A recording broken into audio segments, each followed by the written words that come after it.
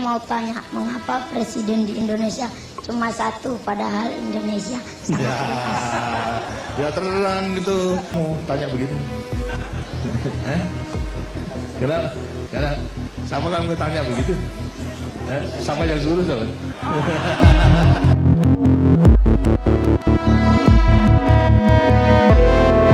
Mei 1998, Jakarta, jantung Indonesia, menjadi lautan api. Teriakan kemarahan bercampur tangis keputusasaan.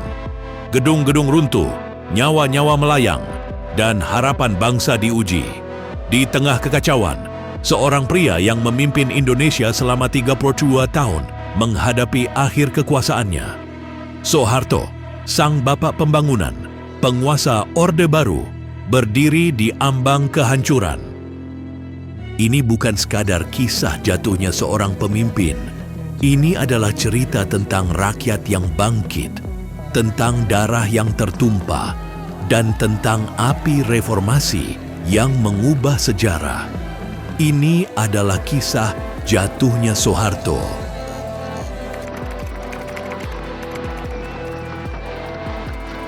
Untuk memahami kejatuhan Soeharto, kita harus kembali ke awal kekuasaannya.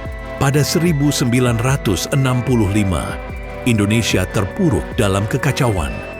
Ekonomi ambruk di bawah pemerintahan Soekarno. Inflasi mencapai ratusan persen, dan konflik politik membelah bangsa.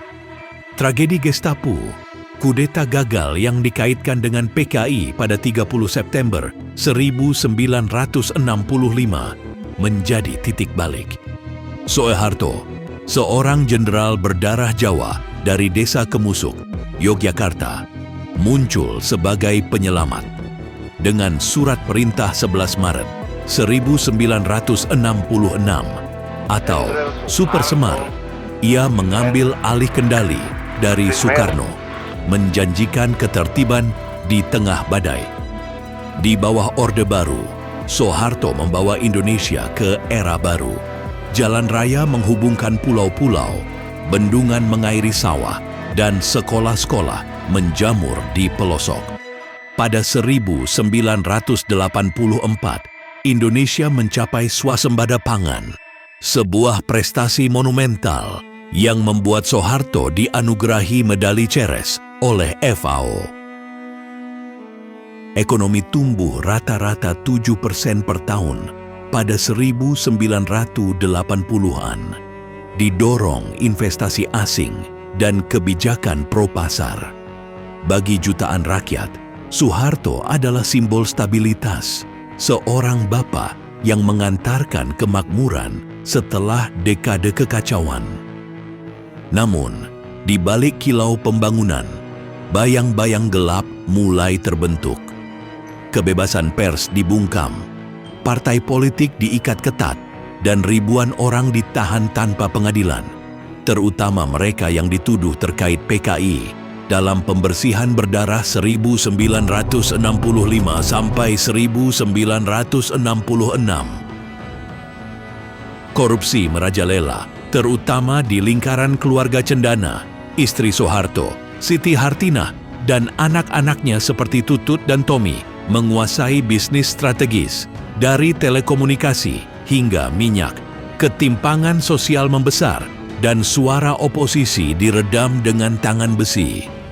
Orde Baru yang dibangun di atas janji ketertiban menyimpan benih kehancurannya sendiri.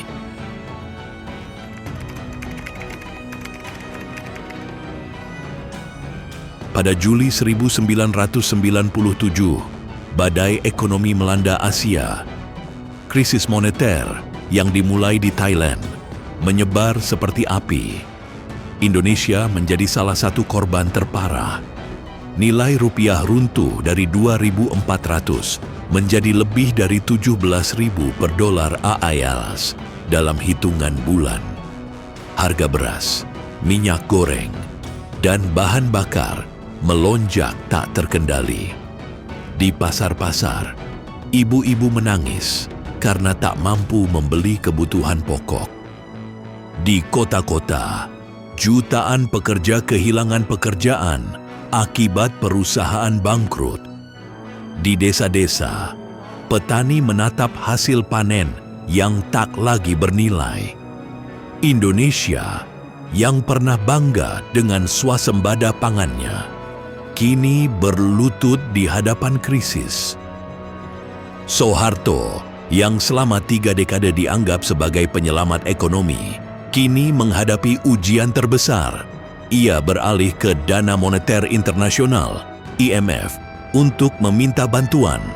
Pada Januari 1998, ia menandatangani perjanjian yang menjanjikan reformasi, privatisasi BUMN, pengurangan subsidi, dan deregulasi ekonomi. Namun, syarat-syarat IMF, termasuk kenaikan harga BBM dan listrik, memicu kemarahan rakyat. Demonstrasi kecil meletus di Medan, Surabaya, dan Jakarta. Di kampus-kampus, mahasiswa yang selama ini dibungkam Orde Baru mulai menggeliat, menyerukan reformasi total. Benih pemberontakan telah ditanam.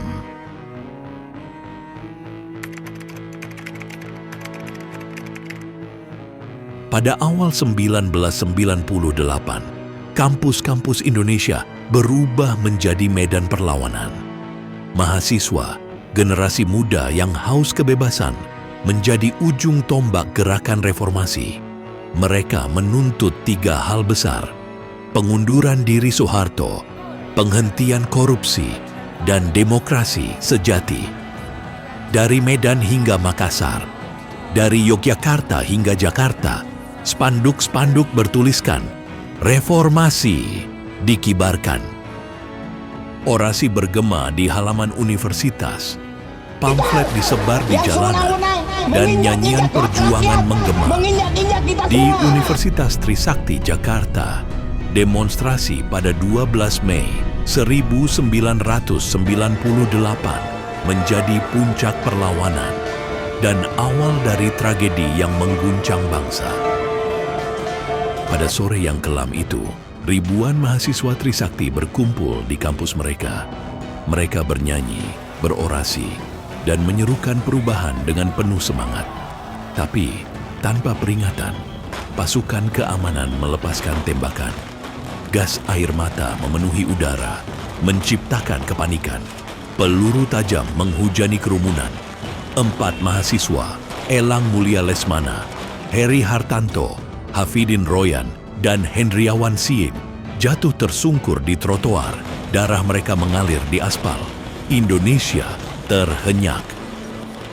Dunia menyaksikan dengan ngeri tragedi Trisakti yang merenggut nyawa para pahlawan muda menjadi percikan yang membakar kobaran reformasi.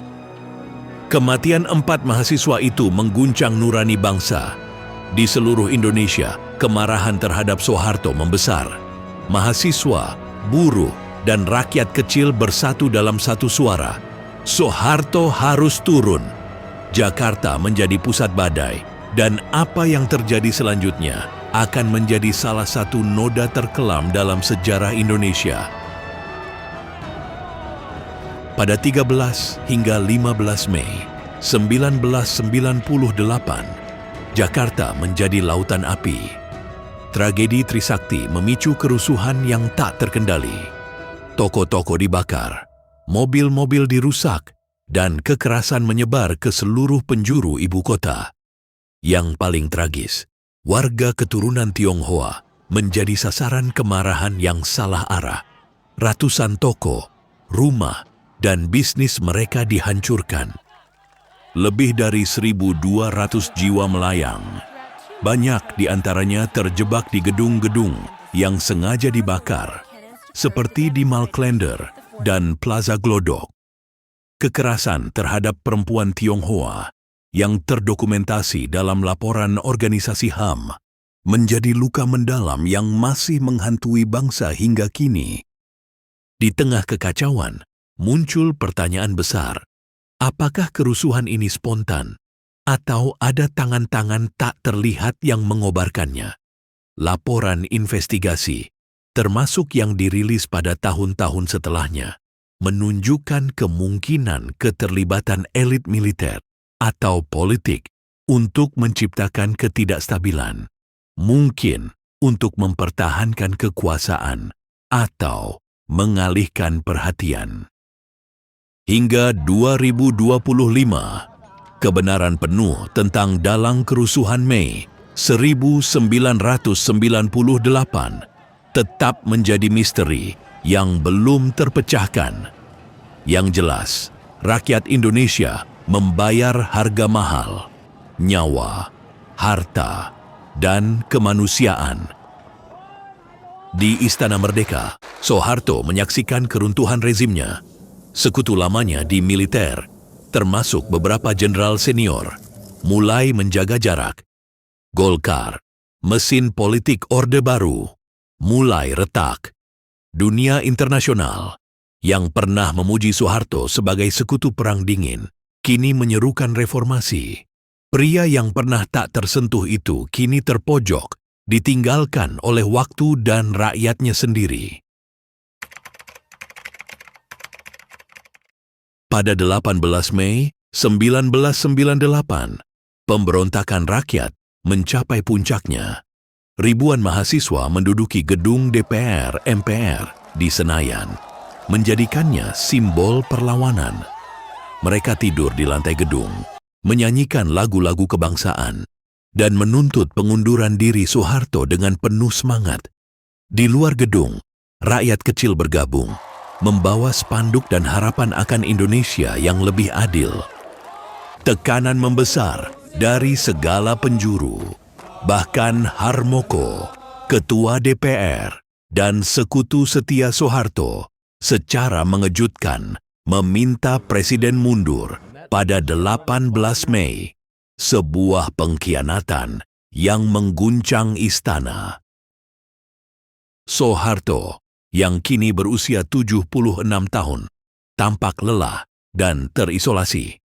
Ia mencoba menenangkan rakyat dengan janji reformasi politik, termasuk pembentukan kabinet baru dan pemilu yang lebih demokratis. Namun, upaya ini sia-sia. Kepercayaan rakyat telah musnah. Pada malam 20 Mei 1998, setelah berunding dengan pembantunya, termasuk Wakil Presiden B.J. Habibie, Soeharto membuat keputusan yang akan mengubah sejarah Indonesia. Pagi itu, 21 Mei 1998, dunia menyaksikan momen bersejarah. Dalam pidato singkat di Istana Merdeka, Soeharto mengumumkan pengunduran dirinya. Saya memutuskan untuk menyatakan berhenti dari jabatan saya sebagai Presiden Republik Indonesia, katanya dengan suara berat, seolah membawa beban 3 dekade kekuasaan. Sebagai Presiden Republik Indonesia, setelah 32 tahun memerintah, era Orde Baru berakhir. B.J. Habibie mengambil alih sebagai presiden, membuka lembaran baru, reformasi. Di jalanan Jakarta, rakyat merayakan dengan air mata dan tawa. Bendera merah putih dikibarkan dengan bangga, simbol kemenangan rakyat. Namun, di balik euforia, ada luka yang masih menganga.